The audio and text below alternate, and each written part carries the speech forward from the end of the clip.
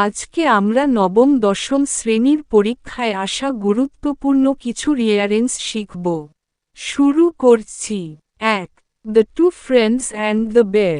Correct order: D ডান দিকে point করা তীর, এইচ ডান দিকে পয়েন্ট করা তীর, সি ডান দিকে পয়েন্ট করা তীর, জি ডান দিকে পয়েন্ট করা তীর, এফ ডান দিকে পয়েন্ট করা তীর, বি ডান দিকে পয়েন্ট করা তীর, এ ডান দিকে পয়েন্ট করা তীর, ই। D. Once upon a time two friends were passing through a forest. একদিন দুই বন্ধু একটি জঙ্গলের মধ্য দিয়ে যাচ্ছিল। H. They were talking about their love for each other. তারা একে অপরের প্রতি তাদের ভালোবাসা নিয়ে কথা বলছিল। C. Suddenly they came across a bear. হঠাৎ তারা একটি ভালুকের মুখোমুখি হল। G. The first friend climbed up a tree but the later could not climb. প্রথম বন্ধু গাছে উঠে গেল, কিন্তু দ্বিতীয় জন উঠতে পারল না। F. Finding no other way, the later one laid down on the ground and feigned death.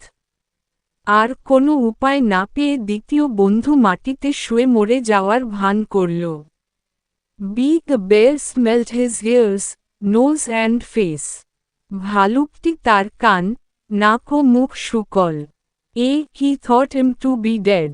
সে ভাবল লোকটি মারা গেছে। E. Then the bear went away. তারপর ভালুকটি সেখান থেকে চলে গেল। 2. Story: The King and the Wise Doctor. Correct order: F ডান দিকে পয়েন্ট করা তীর, সি ডান দিকে পয়েন্ট করা তীর, এইচ ডান দিকে পয়েন্ট করা তীর, ডি ডান দিকে পয়েন্ট করা তীর, বি ডান দিকে পয়েন্ট করা তীর, জি ডান দিকে পয়েন্ট করা তীর, ই ডান দিকে পয়েন্ট করা তীরে। F. Once there was a king who was very idle. একবার একজন রাজা ছিলেন, যিনি খুব অলস ছিলেন। C.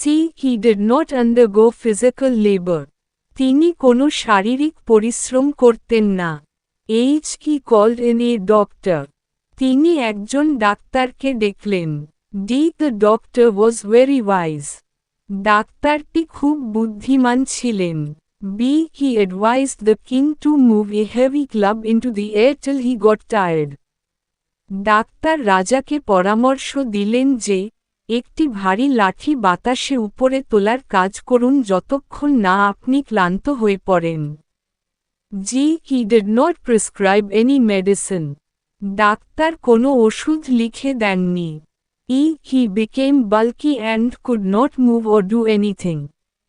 রাজা প্রথমে ভারী হয়ে গেলেন এবং কিছুই করতে পারলেন না। A. The king followed the advice of the physician and became slim and fully cured. রাজা ডাক্তারর পরামর্শ মেনে চললেন এবং সুগঠিত ও পুরোপুরি সুস্থ হয়ে গেলেন। 3. Story: The life of Dr. Alexander Fleming. Rearranged order: গোমরা মুখ, জি ডান দিকে পয়েন্ট করা তীর, ডি ডান দিকে পয়েন্ট করা তীর, বি ডান দিকে পয়েন্ট করা তীর, ই ডান দিকে পয়েন্ট করা তীর, এইচ ডান দিকে পয়েন্ট করা তীর, এফ ডান দিকে পয়েন্ট করা তীর, সি ডান দিকে পয়েন্ট করা তীর, এ। G. He was born in a poor family in Scotland. সে স্কটল্যান্ডের একটি দরিদ্র পরিবারে জন্মগ্রহণ করেছিলেন। D. He was the seventh of the 8 brothers and sisters. তিনি 8 ভাইবোনের মধ্যে সপ্তম ছিলেন। B. He passed his boyhood with his parents. তিনি তার শৈশবকাল বাবা মায়ের সঙ্গে কাটিয়েছিলেন। E. He was never absent from school up to the age of 12. 12 বছর বয়স পর্যন্ত তিনি কখনো স্কুলে অনুপস্থিত ছিলেন না। H. Fleming was a very regular and attentive student. Fleming ছিলেন খুব নিয়মিত ও মনোযোগী ছাত্র। F. He was sent to London at the age of 14 for higher study. 14 বছর বয়সে তাকে উচ্চশিক্ষার জন্য লন্ডনে পাঠানো হয়েছিল। C. It was discovered by Dr. Alexander Fleming. এটি আলেকজান্ডার ফ্লেমিং দ্বারা আবিষ্কৃত হয়েছিল। A. Penicillin is the life-saving medicine.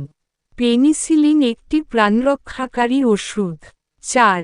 Story name, Androcles and the lion, Androcles এবং সিংহ। সাদা চেক মার্ক বোতাম। Final correct order. গোমরা মুখ। সি, ডান দিকে পয়েন্ট করা তীর। ই, ডান দিকে পয়েন্ট করা তীর। জি, ডান দিকে পয়েন্ট করা তীর। বি, ডান দিকে পয়েন্ট করা তীর। এ, ডান দিকে পয়েন্ট করা তীর। এফ, ডান দিকে পয়েন্ট করা তীর। ডি, ডান দিকে পয়েন্ট করা তীর। H. C, once upon a time, there lived a young man named Androcles. এক সময় এক যুবক ছিল, তার নাম ছিল অ্যান্ড্রোক্লিস। He was caught by a slave merchant who sold him to a rich man in another country.